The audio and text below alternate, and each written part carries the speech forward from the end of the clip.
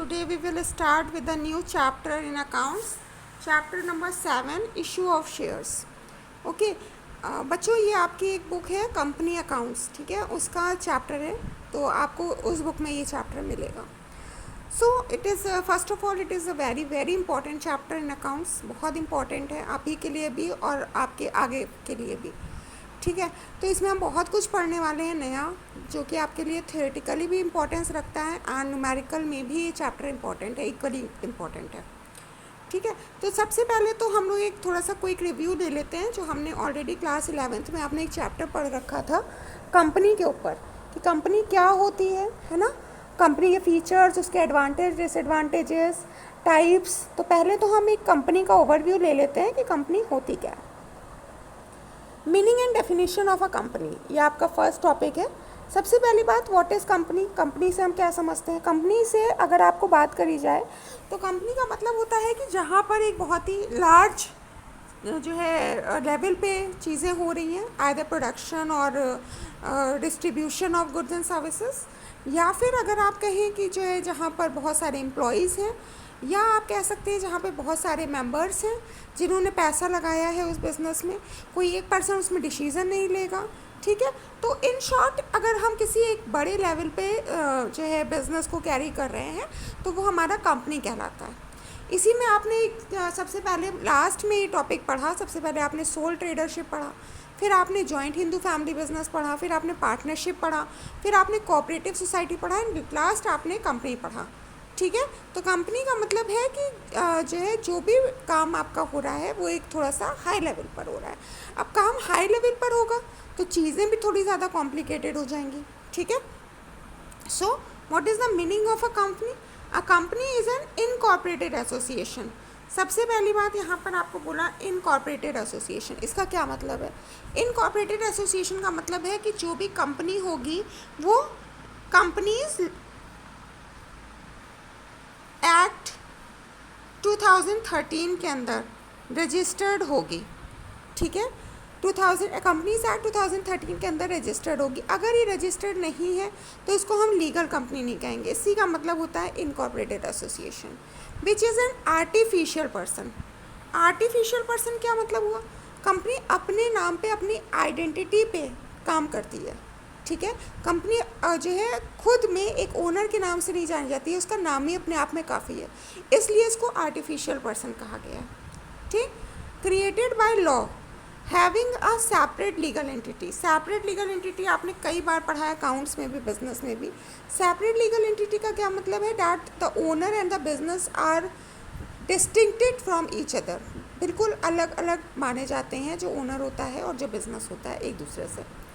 With a perpetual succession. Perpetual succession का क्या मतलब है कि भले ही कंपनी में जो पैसा लगाते हैं वो लोग, वो एक कोई पर्सन नहीं होता है, कई सारे लोग होते हैं. तो अगर कोई एक पर्सन आता है या जाता है, उससे कंपनी के ग्रोथ पे, उसके काम करने पे कोई भी इफेक्ट नहीं आता, ठीक है. इसी का मतलब होता है perpetual succession. And a common seal. Common seal का क्या मतलब है कि जो भी कंपनी के डॉक्यूमेंट्स प्रिपेयर किए जाएंगे, इनके थ्रू हम डिसीजन ले रहे हैं या वर्क कैरी कर रहे हैं, वो जब तक कंपनी का उस पर स्टैम्प नहीं लगेगा तब तक उसको लीगल डॉक्यूमेंट नहीं माना जाएगा, ठीक. हर एक चीज़ का आपको मतलब समझ में आ गया, मीनिंग आ गया कंपनी का.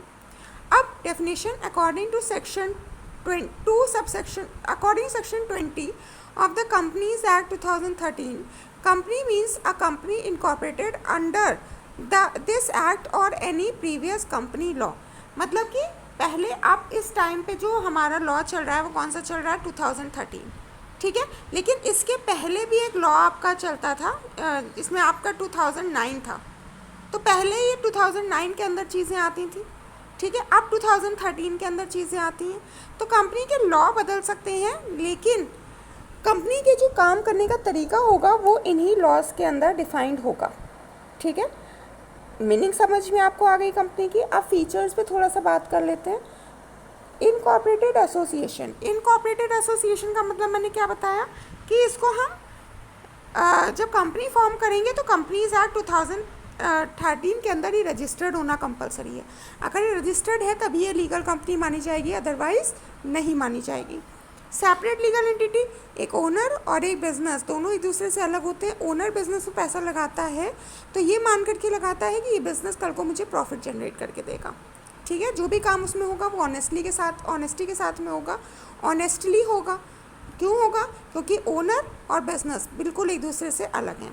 लिमिटेड लायबिलिटी, जो मेंबर्स होते हैं अगर वो जो है उनकी लायबिलिटी लिमिटेड होती है, ठीक है। मतलब कि लिमिटेड लायबिलिटी कंपनी के अंदर जो मेंबर्स होते हैं उनकी लायबिलिटी लिमिटेड होती है। जितना उन्होंने शेयर लगाया सिर्फ इतनी ही लायबिलिटीज़ उनको बियर करनी है। परपेचुअल सक्सेशन का मतलब है बहुत सारे मेंबर्स हैं, तो मेंबर के आने या जाने से, उनकी डेथ होने से, उनके इंसॉल्वेंट डिक्लेयर होने से कंपनी के ऊपर कोई इफेक्ट नहीं पड़ता। कॉमन सील, जो कुछ भी कंपनी के अंदर होगा, जो भी डॉक्यूमेंट्स प्रिपेयर किए जाएंगे उन पर कंपनी का एक कॉमन सील लगनी चाहिए, एक कॉमन स्टैम्प लगना चाहिए, तभी उनको लीगल डॉक्यूमेंट माना जाएगा, ठीक है। इतनी बात समझ में आ गई है आपको अच्छे से। अब नेक्स्ट हमको क्या टॉपिक बोला गया है यहाँ पर, क्लासिफिकेशन ऑफ कंपनीज़ का क्लासिफिकेशन। तो कंपनीज़ को क्लासीफाई किया गया है सबसे पहले इनकॉर्पोरेशन के बेसिस पे। इनकॉर्पोरेशन का मतलब होता है कि कंपनी कैसे फॉर्म, किस मोड से, किस तरह से कंपनी का फॉर्मेशन हो रहा है, ठीक है। तो इसमें सबसे पहले हमारी आती है चार्टर्ड कंपनी जो कि ईस्ट इंडिया कंपनीज़ हमारी बनाती हैं, उनको हम चार्टर्ड कंपनीज़ कहते हैं, ठीक है। ईस्ट इंडिया कंपनीज़ के थ्रू जो कंपनीज़ का फॉर्मेशन होता है वो हमारी चार्टर्ड कंपनीज़ होती हैं। देन नेक्स्ट है हमारी स्टैचुटरी कंपनीज़ हमारा जो स्पेशल एक्ट लेजिस्लेचर, मतलब कि पार्लियामेंट के अंदर जो भी कंपनीज़ बनाई जाती हैं, पार्लियामेंट जो भी कंपनीज़ को फॉर्म करता है उसको हम कहते हैं स्टैचुटरी कंपनीज़। देन लास्ट है हमारा रजिस्टर्ड कंपनी, कोई भी कंपनी हो सकती है, ये एक इम्पॉर्टेंट पार्ट है हमारा। रजिस्टर्ड कंपनी कोई भी टाइप की कंपनी हो सकती है अगर वो कंपनीज एक्ट 2013 के अंदर रजिस्टर्ड है। तो कोई भी कंपनी अगर कंपनीज एक्ट 2013 के अंदर रजिस्टर्ड हो रही है तो वो रजिस्टर्ड कंपनी होगी। नेक्स्ट, इनकॉर्पोरेशन के बाद हमने फर्दर डिवाइड किया कंपनीज को लायबिलिटी के सेंस में, ठीक है। यहाँ पे हमारे जो मेंबर्स होंगे कंपनी के, उनकी लायबिलिटी कैसी होगी, ठीक है। कंपनीज लिमिटेड बाय शेयर्स का क्या मतलब है, जितना शेयर उन्होंने परचेज़ किया, उस मेंबर ने परचेज़ किया, सिर्फ उतने शेयर्स तक की ही उनको लायबिलिटी बियर करनी पड़ेगी, ठीक है। मतलब मान लीजिए अगर आपने कंपनी के 2000 शेयर्स परचेज़ किए हैं तो आपको 2000 शेयर्स की जो वैल्यू आएगी, अभी आपको समझाया जाएगा, ठीक है। इनकी जो वैल्यू आएगी आपको सिर्फ उतने अमाउंट की ही लायबिलिटी बियर करनी है, रेस्ट ऑफ द लायबिलिटी से आपको कोई मतलब नहीं है। अनलिमिटेड लायबिलिटी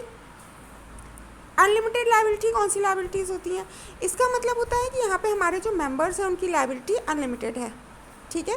कोई लिमिट नहीं है, जब तक कंपनी एक पैसा पाई नहीं चुका देती है, एक रुपये भी नहीं चुका देती है जिससे भी उसने डेट्स लिए हैं, लोन लिया है, तब तक उन मेंबर्स की लायबिलिटी ख़त्म नहीं हो सकती। नेक्स्ट क्या है हमारा, कंपनी लिमिटेड बाय गारंटी का मतलब है हर एक मेंबर गारंटी लेता है कि मैं इतने अमाउंट तक की लायबिलिटी बियर करूँगा, ठीक है। तो अगर वो गारंटी ले रहा है कि मैं इतने अमाउंट तक की लायबिलिटी को बियर करूँगा तो वो होती है company limited by guarantee, okay. अब आपके पास में नेक्स्ट इसमें एक और फॉर्मेशन है, मतलब कि पार्ट है। सबसे पहला इनकॉर्पोरेशन था, देन फिर लायबिलिटी, अब है आपका ट्रांसफेरेबिलिटी ऑफ शेयर्स में आपका फर्स्ट आता है प्राइवेट कंपनीज़ के बारे में आपने क्लास 11 में पढ़ा भी है। प्राइवेट कंपनी कौन सी कंपनीज़ होती हैं? ऐसी कंपनीज जो हमारे सेक्शन 2 सबसेक्शन 68 के अंदर रजिस्टर्ड होंगी, ठीक है। और दूसरी बात, यहाँ पर आपकी प्राइवेट कंपनी वो होती है जो कि जिसमें गवर्नमेंट का कोई इंटरफेरेंस नहीं होगा, ये पूरी की पूरी एक प्राइवेट इंडिविजुअल के थ्रू ही बनाई जाएंगी और उन्हीं के थ्रू ही रन करी जाएंगी, ओके। और यहाँ पर आपको एक बात का और बहुत ध्यान रखना है कि इसके कुछ पॉइंट्स होते हैं, जैसे कि restrict the right to transfer shares if any. अब ये अपने शेयर्स को ट्रांसफरेबल नहीं होते हैं, अगर मेंबर्स हैं उनके पास कुछ भी शेयर्स हैं, that shares must not be transferable, वो किसी और को ट्रांसफ़र नहीं कर सकते, ठीक है। Except in 1 person company limits the number of its member excluding its present and past employees member to 200। इनके प्रेजेंट और पास्ट एम्प्लॉयज़ को हटा करके, ठीक है, प्रेजेंट और पास्ट एम्प्लॉयज़ को हटा करके इनके मैक्सिमम नंबर्स ऑफ मेंबर्स होने चाहिए 200, 200 से ज़्यादा नहीं, लेकिन उसमें आपके प्रेजेंट और पास्ट एम्प्लॉयज़ इंक्लूडेड नहीं होंगे। इसके बाद बात करेंगे हम पब्लिक लिमिटेड कंपनी के बारे में। पब्लिक लिमिटेड कंपनीज कौन सी होती हैं? जो कि हमारे गवर्नमेंट के थ्रू बनाई जाती हैं, इनको गवर्नमेंट पूरा का पूरा रन करती है, ठीक है। It is not a private company. नाम पहली बात तो ये प्राइवेट कंपनी नहीं होनी चाहिए, और नाम भी प्राइवेट कंपनी से मिलता जुलता नहीं होना चाहिए, ठीक है। और जितनी प्रिस्क्राइब्ड कैपिटल है, जितनी कैपिटल आपके मेमोरेंडम ऑफ एसोसिएशन के अंदर लिखी हुई है, उतनी कैपिटल इसमें लगाई जाएगी। 1% कंपनी क्या होती है? 1% कंपनी के अंदर बहुत ही नई टाइप की ये कंपनी स्टार्ट हुई है। 1% कंपनी के अंदर इसमें सिर्फ एक मेंबर होता है, जो इसका एक पर्सन होता है जो इसका मेंबर होता है। जैसे बाकी कंपनीज हैं उसमें ऐसे प्राइवेट में हमने पढ़ा कि इसके मेंबर्स एटलीस्ट हम 200 रख सकते हैं, ठीक है। पब्लिक लिमिटेड में तो कोई लिमिट ही नहीं होती है। वैसे ही 1% कंपनी के अंदर सिर्फ और सिर्फ एक पर्सन ही मेंबर होना चाहिए। Clear? Then incorporation of a company. Company का फॉर्मेशन कैसे होता है, कंपनी का इनकॉर्पोरेशन कैसे होता है? सबसे पहली स्टेज होती है प्रमोशन स्टेज। प्रमोशन के अंदर एक प्रमोटर होता है कंपनी के अंदर, जो कि अपनी कंपनी को प्रमोट करता है कि हमारी कंपनी क्या करेगी, कैसे करेगी, जो भी एक्टिविटीज़ वो कंपनी परफॉर्म करने वाली है, जितने मेंबर्स हैं उसके, वो सारी चीज़ों को पब्लिक में बताता है, सो डैट कंपनी के जो भी शेयर्स हैं वो पब्लिक खरीद सके, उसमें इन्वेस्ट कर सके। इसलिए सबसे पहली स्टेज होती है प्रमोशन स्टेज, ठीक है। देन है इनकॉर्पोरेशन और रजिस्ट्रेशन स्टेज। इनकॉर्पोरेशन और रजिस्ट्रेशन में क्या होता है? इनकॉर्पोरेशन और रजिस्ट्रेशन में आप अपनी कंपनी का रजिस्ट्रेशन करवाते हैं अंडर द कंपनीज एक्ट 2013, ठीक है। उसके बाद में थर्ड स्टेज होती है capital subscription and commencement of business. Registration करवाने के बाद में आप कैपिटल जो है सब्सक्रिप्शन करते हैं, मतलब कितने आपके जो शेयर्स हैं अपनी कंपनी के, वो शेयर्स आपके परचेज हुए, और उसके बाद में आपको एक सर्टिफिकेट मिलता है जिसको हम कहते हैं कमेंसमेंट ऑफ बिजनेस। उस सर्टिफिकेट के मिलते ही you can start working in your company. Okay, so children, आज हमने काफ़ी सारे टॉपिक्स कवर किए हैं, and this is again I am saying this is a very very important chapter from the point of view of theory as well as from the point of view of numericals. So please go through all these topics once again, okay, and complete your notes. See you tomorrow with a new topic. Thank you. Have a nice day.